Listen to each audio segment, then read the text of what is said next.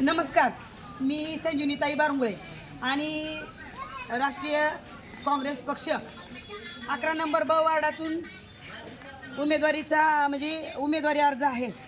आज मतदान. तर मी सकाळपासून बघते की ज्या वार्डामध्ये ज्या शाळेमध्ये आता मी आले ॲग्नो उर्दू हायस्कूल, त्या शाळेमध्ये चक्क असा प्रकार चालू आहे की जे केंद्र प्रमुखच आहेत, तर ते केंद्र प्रमुख काय करतात, त्या पुढच्या व्यक्तीला जी आली मतदान करायला. आता खरं तर विषय असा झालाय की 3 चिन्ह आहेत, एक नगरसेविका आणि एक नगरसेवक, एका वार्डामध्ये 2 आणि एक अध्यक्ष, 3 मतदान करायचे आहेत.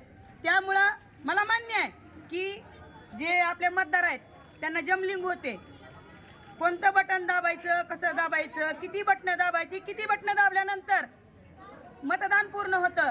तर आपल्या मतदारांना पण सांगते की महिलामधून एक आणि पुरुषामधून एक, नगरसेवकाचं दाबलं आणि अध्यक्षाचं एक दाबल्यानंतर बटन कुई वाजतं आणि मतदान कंप्लीट होतं. परंतु आता या शाळेमध्ये असं चालतंय, जेवढे केंद्र प्रमुख आहेत तेवढ्याच्या तक्रारी आलेत. ती स्वतः केंद्र प्रमुख त्या व्यक्तीला उठतो आणि सांगतो एवढ्यातलं ही बटन दाबा. निशाणी कोण बाण सांगतं, कोण मशाल सांगतं, म्हणजे आपल्या आपल्या पद्धतीने त्यांचं ती चालू झालेलं आहे. तर ही चुकीचं आहे. निवडणूक अधिकाऱ्यांना सुद्धा आम्ही फोन केलाय, मॅडमनी साहेबांना पण सांगितलंय, असं जर होत असेल तर चुकीच्या पद्धतीनं मतदानामध्ये फ्रॉड होतोय. जर असं जर होत असेल तर मग अधिकाऱ्याच्याकडे का लक्ष नाही? मग तुम्ही जर म्हणताय की निर्मळ स्वच्छ आणि ह्याच्यामध्ये निवडणूक चालू आहे, तशी नाही. प्रत्येक शाळेमध्ये मला वाटलं एखादा एजंट असेल, एखादा मतदाराचा उमेदवार असेल किंवा पक्षातला एखादा एजंट असेल, त्यानं सांगितलं तर वेगळं होतं. परंतु इथं चक्क केंद्र प्रमुखच सांगते की ही बटन दाबा, ती बटन दाबा. मग ही यंत्रणा ऐकली गेली का? आम्ही जे आज प्रचार केलाय, आम्ही मोठ्या बापाच्या पक्षातली लोक नाही, आम्ही अपक्ष काही उमेदवार आहेत, काही असे पक्षातली काही लोक आहेत. आम्ही प्रचार करून आज इथं चांगल्या पद्धतीनं निवडणूक म्हणजे चांगल्या पद्धतीनं मतदार होईल म्हणून आम्ही वाट बघतोय. परंतु इथं चुकीच्या पद्धतीनं मतदान होत आहे.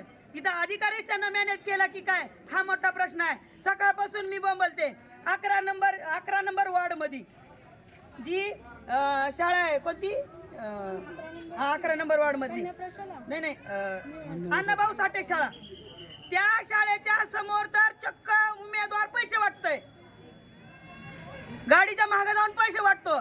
मी पोलीस स्टेशनला फोन केला, परत तहसीलदार साहेबांना फोन केला, सीओ साहेबांना फोन केला. जर उमेदवार धडधाकट मतदार जिथं मतदान बूथ आहेत तिथं जर पैसे वाटत असतील तर हे मतदान कशा पद्धतीनं चाललंय हे दिसत नाही का? ह्याच्याकडे सरकार तर सोडा, इथली जी लोक यंत्रणा अधिकारी आहे, मग ही यंत्रणा अधिकारी विकली गेली काय? मग आज आमच्यावर अन्याय होतोय. म्हणून सकाळपासून आम्ही जिथं जी घटना घडल तिथं आम्ही सांगतोय, पण तरीही कुठल्या अधिकाऱ्याला घाम येत नाही. पण एवढ्यावर आम्ही गप्प बसणाऱ्यापैकी नाही. पैसे वाटून, अरे बाबा आम्हाला माहित आहे ना, तुम्ही 2-4 दिवस आधी पैसे बी वाटले, पण आज जर तुम्ही बूथ केंद्रावर येऊन जर बाहेर त्या बूथ म्हणजे निवडणुकीच्या ह्याच्यामध्ये आवारात पैसे वाटत असाल तरी चुकीचं आहे. मग ही आम्ही आळा आणतोय, आमच्याकडे व्हिडिओ आहेत पैसे वाटप करतानाचे. मग आम्ही एवढं दाखवून सुद्धा यंत्रणा का ग बसली? ह्याचा अर्थ पूर्ण यंत्रणा विकली गेलेली आहे. कुठल्याही सर्वसामान्य नागरिकानं निवडणूक लढवायची नाही, कुठल्याही अपक्ष नेत्यानं निवडणूक लढवायची नाही. फक्त ह्यांचे आयरे गैरे आंडू पांडू आणि ह्यांची जी वंशावळ आहे यांनीच निवडणूक लढवायची आणि ह्यांनीच निवडून यायचंय. ह्याच्यासाठी सगळा आट्टापिट्टा आज आम्हाला दिसून आलेला आहे. एवढं आम्ही गप्प बसत नाही. आता उर्दू शाळेमध्ये बघितलं, 2-3 वर्गामध्ये आम्ही जिथं आम्ही बूथ आहेत तिथं बघितलं, सगळ्या अधिकाऱ्यांना सांगितलं तर स्वतः अधिकारी जाऊन, त्यांना अधिकार आहे का आम्हाला दाखवा, पण अधिकारी जाऊन जर चिन्ह सांगत असेल, हे बटन दाबा म्हणत असेल तर हे कायद्यानं चुकीचं आहे. ह्यासाठी आम्ही वरिष्ठाकडे दाद मागितल्याशिवाय राहणार नाही.